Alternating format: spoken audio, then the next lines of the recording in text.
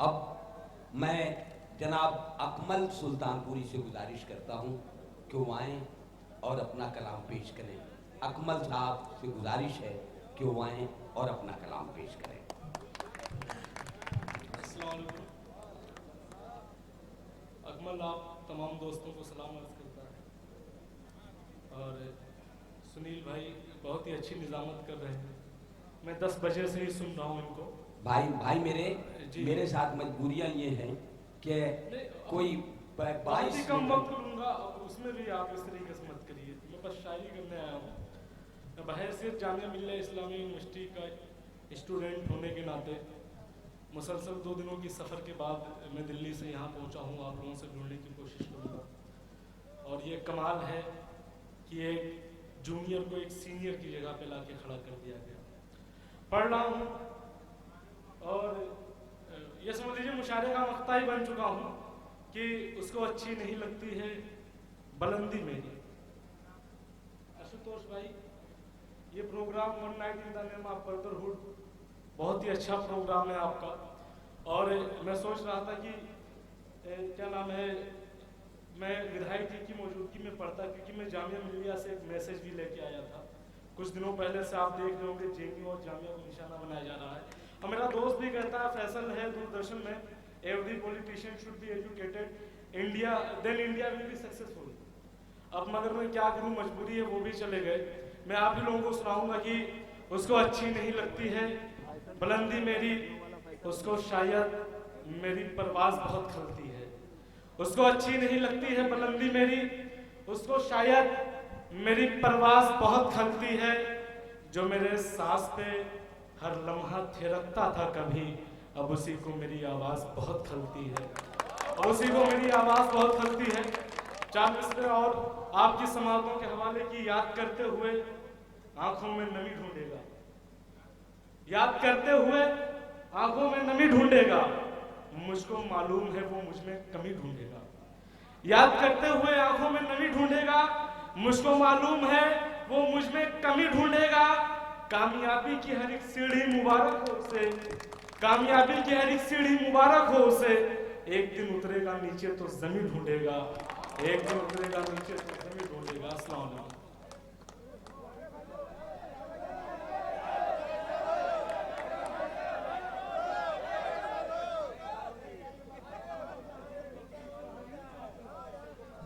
Sir time नहीं बचा है, सब लोग मूड बनाए मिशन भाई को सुनने के लिए। नहीं कोई बात नहीं, इंशाल्लाह मैं आऊंगा अगले साल भी और एक नज़्म पढ़ूंगा जिसका उन्वान है हिंदुस्तान व मुसलमान, और उसमें एक मैसेज भी है। और जो 1947 के बाद जो कुछ भी हुआ है किसी धर्म, जात, मजहब के खिलाफ नहीं है, बल्कि एक सच्चाई है। और आशुतोष भाई जो है एक समाजी कारकुन भी है, मैं चाहता हूँ कि वो नज़्म जरूर सुने। जातो मजहब का यहाँ कोई तरफदार नहीं, जातो मजहब का यहाँ कोई तरफदार नहीं, जातो मजहब का यहाँ कोई तरफदार नहीं। हम मुसलमान हैं इस मुल्क के गद्दार नहीं, हम मुसलमान हैं इस मुल्क के गद्दार नहीं। आशुतोष भाई और सबकी, जफर भाई आपकी भी शिरकत चाहता हूँ।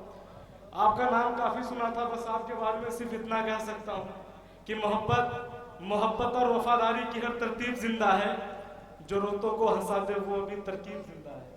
मोहब्बत और वफादारी की हर तरतीब जिंदा है, जो रोतों को हंसा दे वो अभी तरकीब जिंदा है। तुम्हें हम जफर भाई की खूबियां बतलाएं क्या लोगों, बस इतना जान लो इस शख्स की तहजीब जिंदा है, बस इतना जान लो इस शख्स की तहजीब जिंदा है। बंद पढ़ता हूँ और आप महसूस कीजिए, जब बंटवारा हुआ था 1947 में, हालात क्या थे, लोग जा रहे थे, उस वक्त क्या कह के रोक था।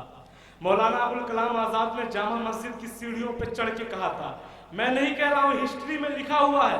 मौलाना अबुल कलाम आज़ाद ने जामा मस्जिद की सीढ़ियों पर चढ़ के कहा, हिंदुस्तान के गुय्यूर मुसलमानों, तुम ये हिंदुस्तान छोड़ के कहां जा रहे हो?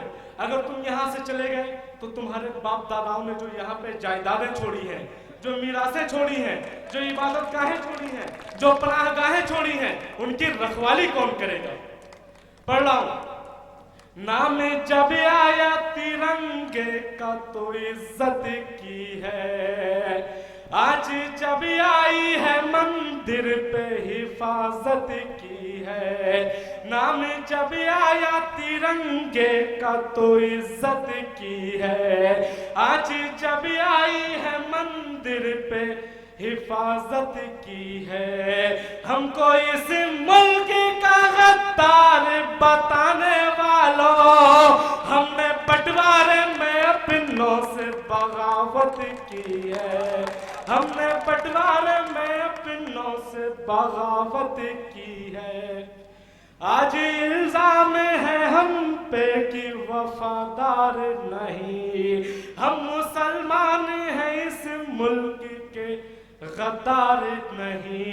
दूसरा बंद पढ़ूंगा और फिर उसके बाद मैं अपनी जगह भी ले लूंगा, मगर उससे पहले बता कि तरह तरह के जो इल्जामात आते हैं, मैं खुद भी जामिया मिल्लिया इस्लामिया यूनिवर्सिटी में पढ़ता हूँ और बहुत बार मेरे साथ ऐसे हादसे होते हैं कि मुझे उस वक्त तकलीफ महसूस होती है, उस वक्त मुझे एतबार होता है कि हाँ मैं मुसलमान हूँ। जंग आजादी में खून अपना बहाया हमने,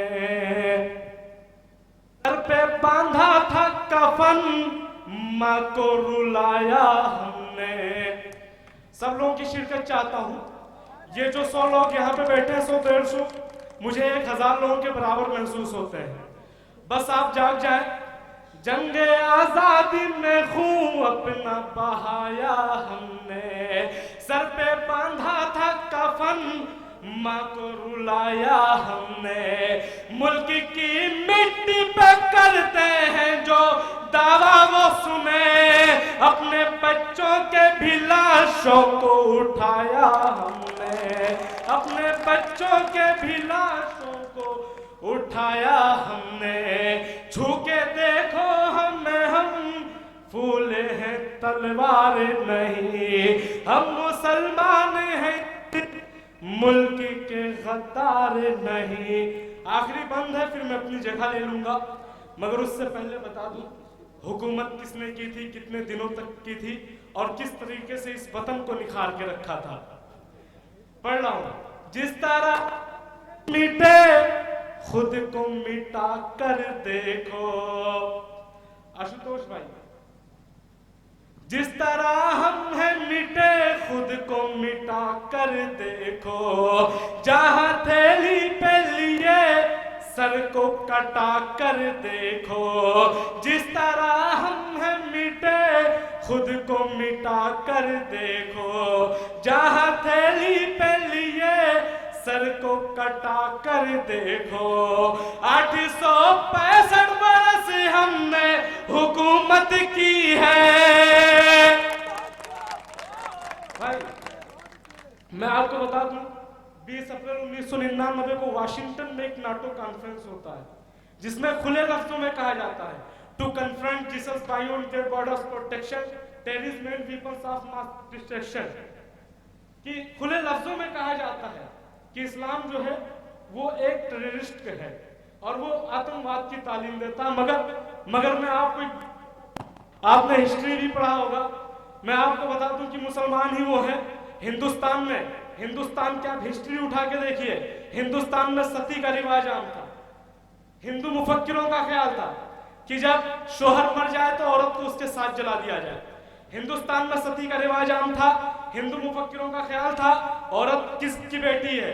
झूठ की बेटी है, दोज़ख की रखवाली है, अम्न की दुश्मन है, सांप से ज्यादा मौजी, जहरीली और मर्दों के लिए खिलौना और गुड़िया है। मगर मुसलमान ही वो कौम है जिसने माओ को अजमत का ताज पहनाया, बीवियों को चाहत की देवी बनाई, बहनों पर शफकत के फूल निछावर किए। मुसलमान ही वो है जिन्होंने तारों से चमक, फूलों से महक, चांद से चांदनी ली। मुसलमान ही वो कम्युनिटी है जिसने पूरी दुनिया को बिजनेस करने का तरीका बताया। पढ़ रहा हूं, आखिरी बंद है।